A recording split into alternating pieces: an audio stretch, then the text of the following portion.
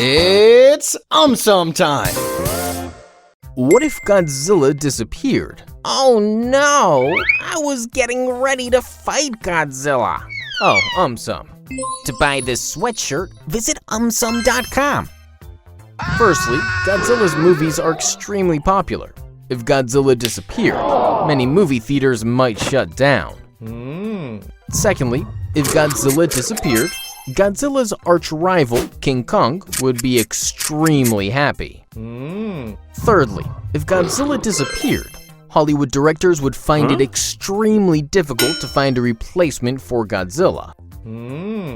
Fourthly, if Godzilla disappeared, people may try to replace Godzilla with other characters in order to become famous.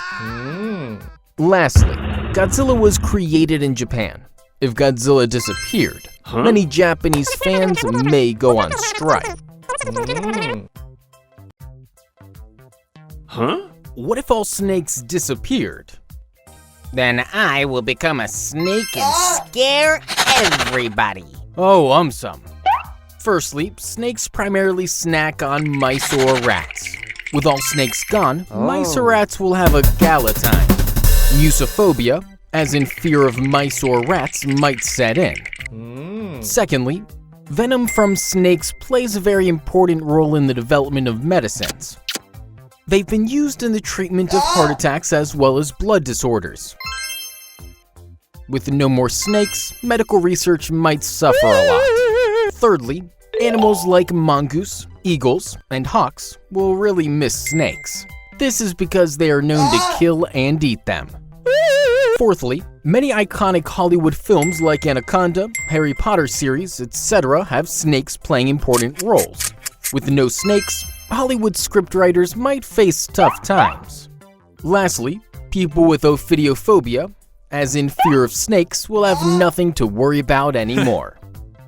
What if dinosaurs never went extinct? I would have new buddies.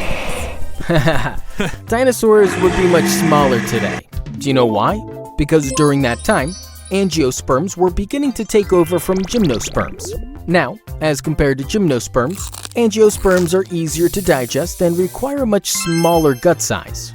Thus, size of herbivorous dinosaurs would have reduced, and that would have gradually led to reduction in size of carnivorous dinosaurs as well. Scientists also think that dinosaurs might have become more intelligent, because dinosaurs like Troodon, who were considered smart and had a large brain compared to their body size, were beginning to evolve.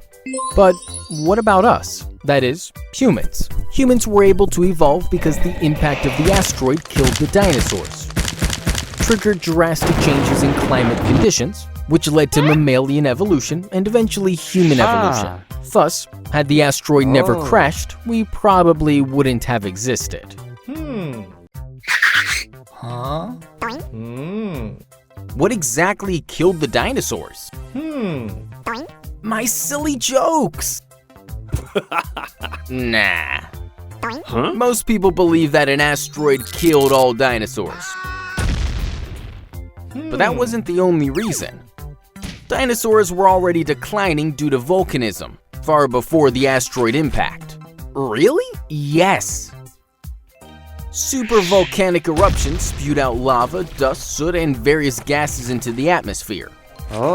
This triggered a drastic climate change, slowly reducing the dinosaur count.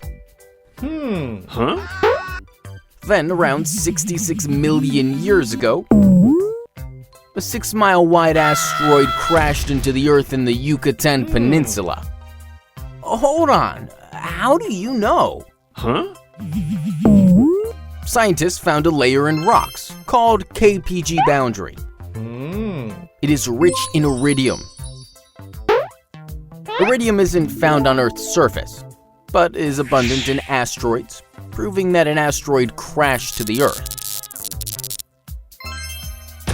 This caused large rocks to blast into the air and fall back as molten rocks. Huge tsunamis worsened the condition, eventually making dinosaurs extinct. Why do snakes shed their skin? Wait, I'll explain. When a snake grows, its outer skin layer called epidermis does not grow or get bigger with it. Hence, the snake sheds its epidermis periodically to allow further growth of its body. In addition to this, shedding also helps remove parasites present on the epidermis. So does the snake buy a new skin? No. First, listen. Before shedding, the snake grows a new epidermis beneath the old one and secretes a fluid between the old and new epidermis. This fluid helps separate the old epidermis from the new one. Once this is done, the process of shedding begins. To remove the old epidermis, the snake rubs its head against any hard surface, creating a tear either near mouth or near nose area. Then, it drags and wriggles its body against any hard surface and slowly slithers out of the old epidermis. Why do snakes have forked tongue? Just for fashion. No. Even though snakes have noses, they smell odors of their prey, mate, or surroundings with the help of their tongue and vomeronasal organ. Each time a snake flicks its tongue in air, it collects odor particles.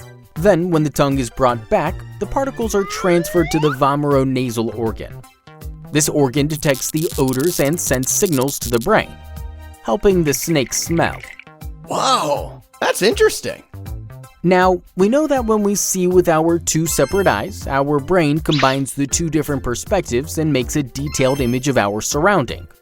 Similarly, because the tongue of a snake is forked, it collects odor particles from two different locations, helping the snake understand in which direction the odor is coming from, and thus making it easier to locate the prey.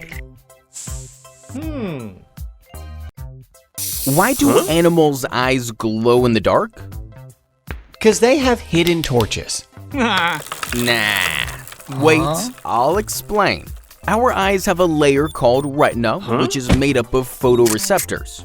When light enters our eyes, it hits the photoreceptors. Photoreceptors detect light, thus making it possible to see. However, the light which doesn't hit the photoreceptors remains undetected. Oh, poor undetected light.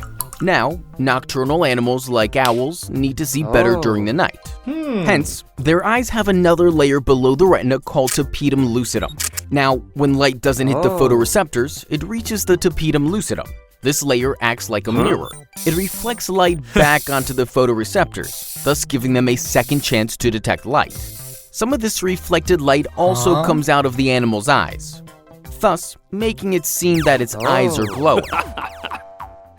Can animals predict natural disasters? I don't know, dude. Alright, I'll explain.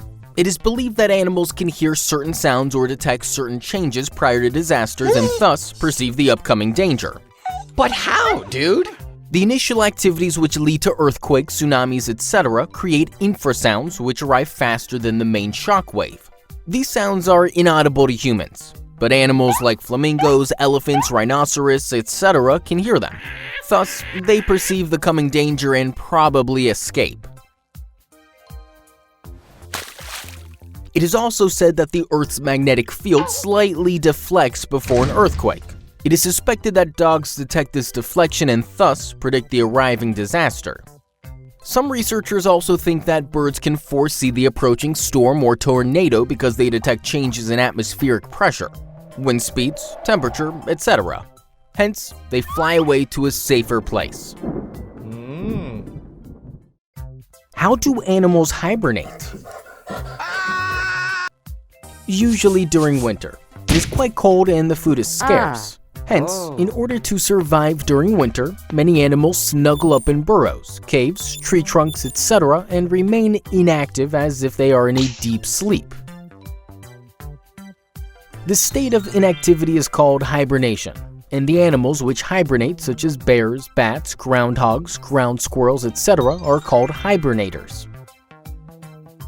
Now, during hibernation, many changes take place in their bodies. For example, their heartbeat and breathing rates slow down. Their body temperature goes way down. Also, many animals don't even eat or drink.